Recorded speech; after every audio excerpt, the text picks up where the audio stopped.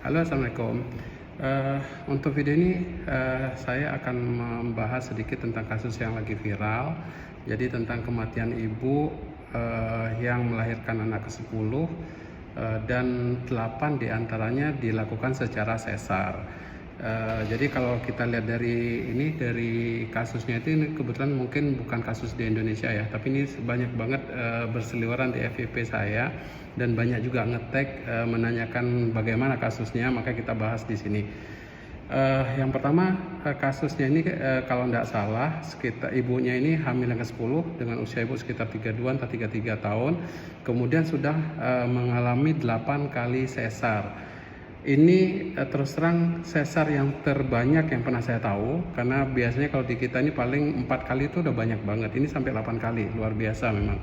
Nah, kasusnya kenapa bisa meninggal? Jadi kalau saya lihat dari ceritanya itu melahirkannya mungkin sekitar 32-33 minggu, masih prematur, terjadi perdarahan dan ternyata terjadinya plasenta akreta.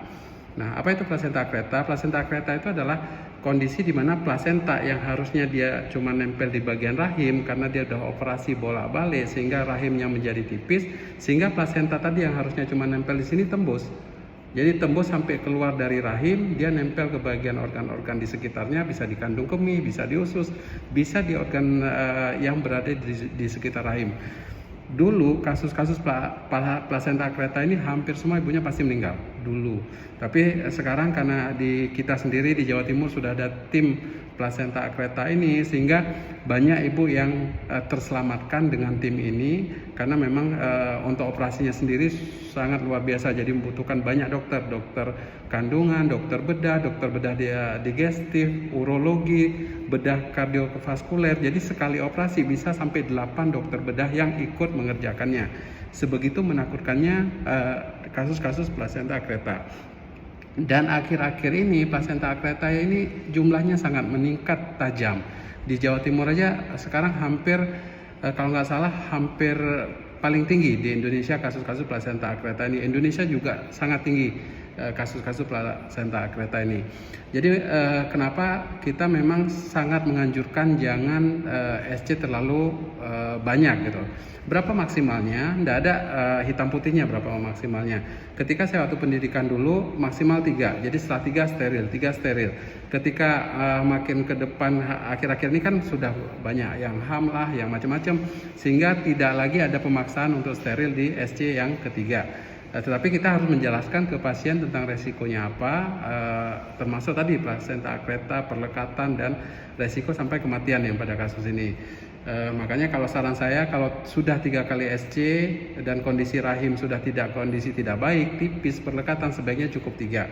Kalau mepet banget 4 itu juga sudah dalam tanda kutip resikonya sudah sangat tinggi. Itu yang harus diperhatikan.